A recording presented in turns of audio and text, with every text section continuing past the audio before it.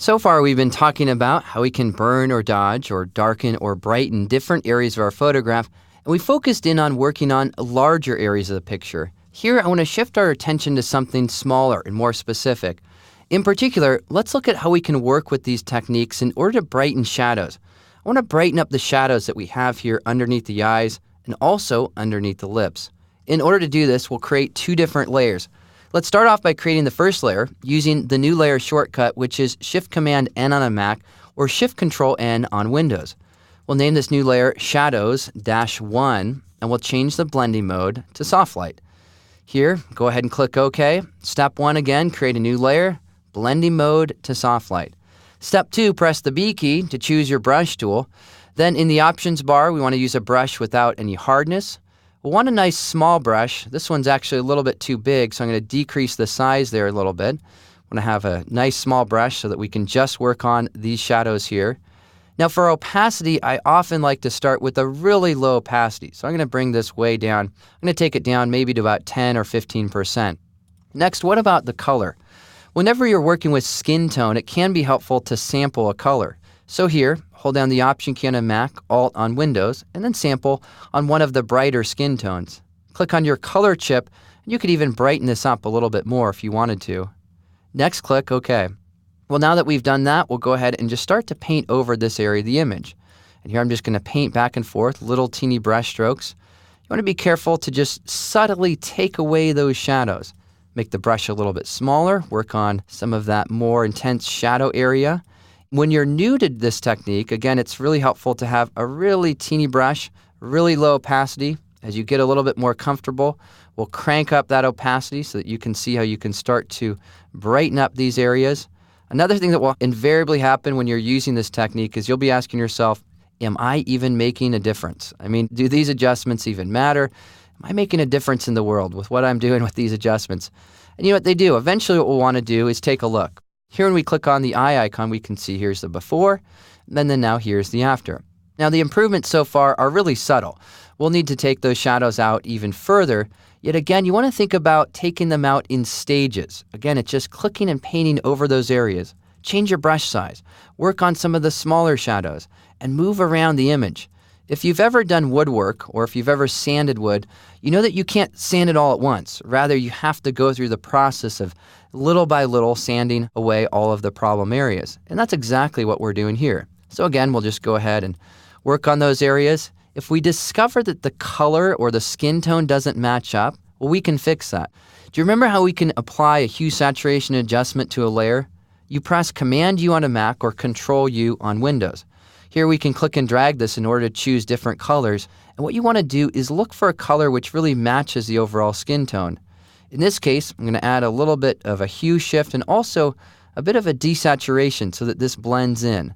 Again, I'm going to try to find just the right color there so that it looks really natural. I think that looks good. And then click OK.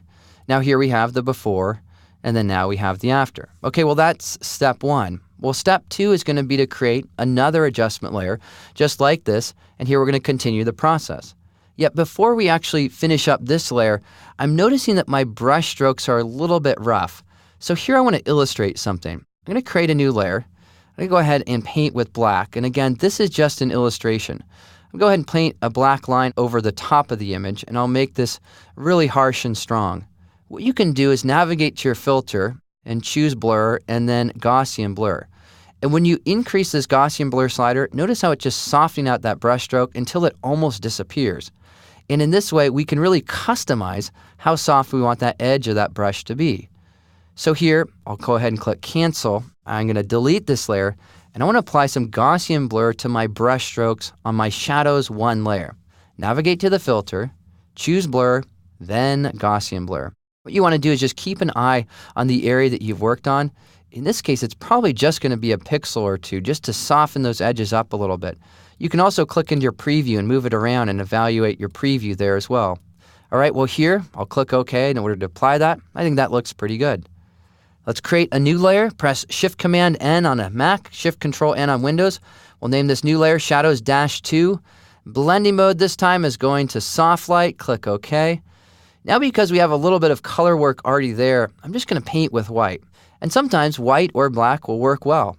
Rather than 100% opacity, I'll take this down to about 20 or 30%, and then we'll go ahead and just paint over these shadow areas. And again, as you paint over them, you want to make sure that your image still looks natural. What's amazing about this technique too is that by working with shadows in this way, it'll help you to start to see shadows differently. Sometimes after you look at the results, you'll say, I can't even believe the way that this image looked before I actually started to work on it, and I can't believe I didn't really notice those shadows that much. And so again, it's one of those techniques which can help you to see little areas that you might want to work on now that you know this way to work on them. Well, again, I'm making just little progress here. I have a few areas where I'm not liking my brush strokes. Like over here, it's almost like I went a bit too far. So I'll grab the eraser tool and I'll make my brush much smaller, and I'll lower the opacity because we can erase at low opacity as well. I'm just going to erase away what I've done there. And then I'll grab my brush tool, it's a little bit bigger brush. And you know what the problem is there? The problem is my opacity is too high. So I'll drop my opacity down. And again, we all encounter issues like that as we work on these parts, these shadows. They're delicate little areas. All right, well, let's look. Here's before, and then now here's after. And so again, I think so far so good. That's looking all right. Couple little fix-up areas I need to do, so I'll use the eraser tool in that area there. Then we'll go to our filter pull-down menu, choose blur, and then Gaussian blur. I kind of like to think of Gaussian blur as the poor man's Wacom tablet. You know, Wacom tablet allows you to paint with pressure sensitivity. And if you don't have that, like right now I'm using a mouse, well, you can use Gaussian blur to create softer edges, and this can help out, especially when you're trying to paint in light, as we're doing here. Well, here I'll lower the opacity on this layer a little bit more. I feel like that was just a bit too bright, and then we can see the overall results. Here's the original image, and again, often we think, gosh, I can't believe I didn't notice those shadows more clearly. Then here was step 1, and then step 2, and then the overall before and after, where we've really worked on those shadow areas of the photograph and improved this overall portrait. And as you make these improvements, keep in mind what you want to do is maintain the person's character and personality. You always want to be careful not to go too far.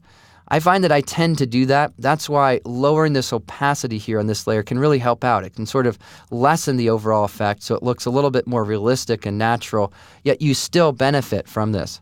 All right, well, there you have it. A great technique which allows you to work on shadows, and all that this technique involves is creating a new layer, changing the blending mode to soft light, and then a lot of patience and painting all of those brush strokes slowly in order to improve your photograph using this technique.